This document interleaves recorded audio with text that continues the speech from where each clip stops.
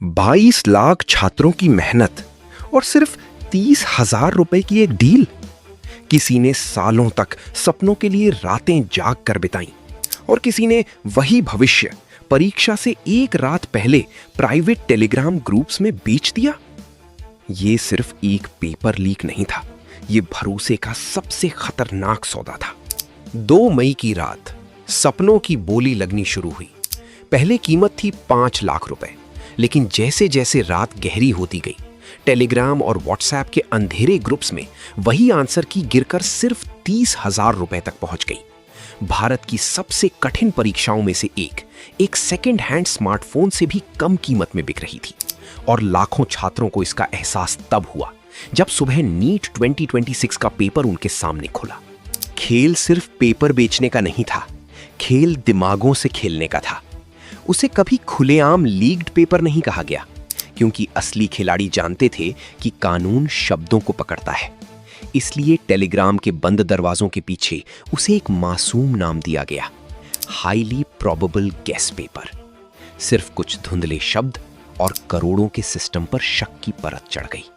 ना खुला सबूत, ना सीधा इकरार, बस एक ऐसा मनोवैज्ञानिक खेल जिसने लाखों छात्रों के भरोसे को चुपचाप नीलाम कर दिया।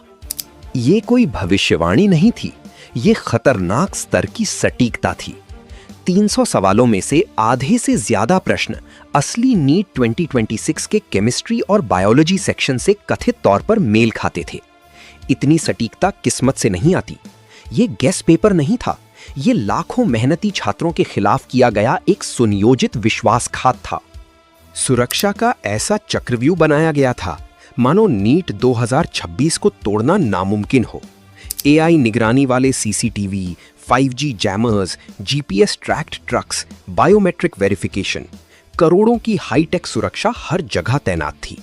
लेकिन आखिर में पूरा सिस्टम एक 30,000 रुपए के व्हाट्सएप फॉरवर्ड के सामने घुटनों पर आ गया।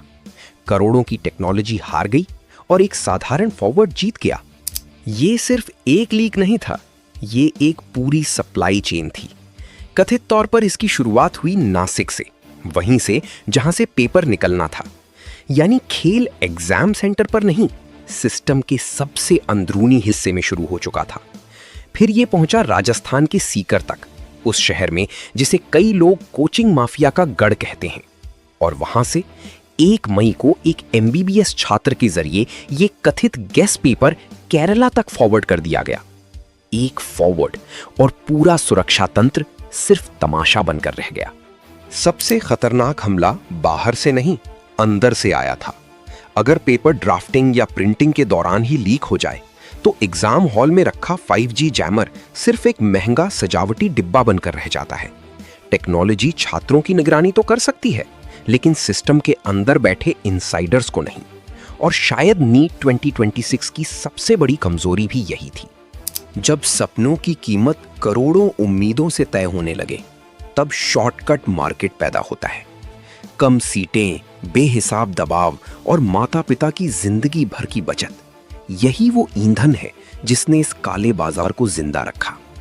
जहां कुछ छात्र 2 साल तक रातें जलाकर मेहनत करते हैं, वहीं कुछ लोग उसी मेहनत को कुछ हजार रुपयों में खरीदने की कोशिश करते हैं।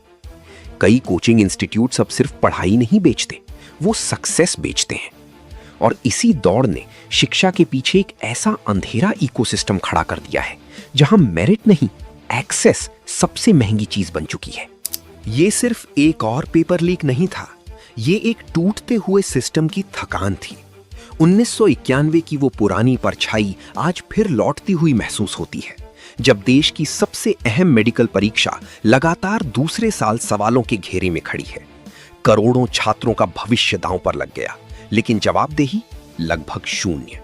एक सेंट्रलाइज्ड सिस्टम जिस पर लाखों सपनों का भार रखा गया, अब खुद अपनी ही बोझ तले दरकता हुआ दिखाई दे रहा है।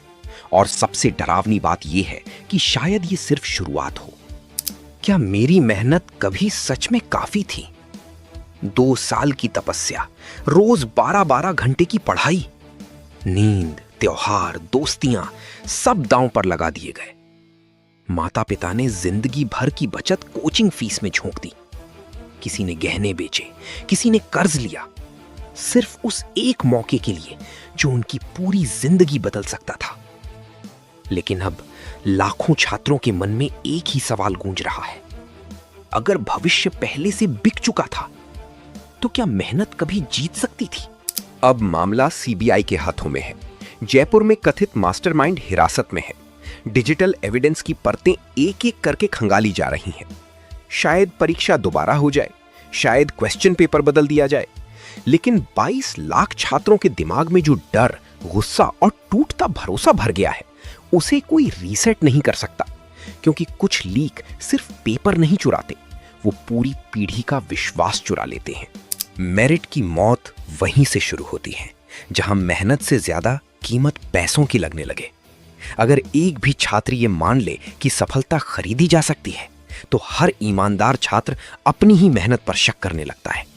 और जब एक मेडिकल सीट की कीमत सिर्फ एक सेकंड हैंड बाइक जितनी रह जाए, तो सफेद कोट की इज्जत उसे पहनने से पहले ही मर जाती है।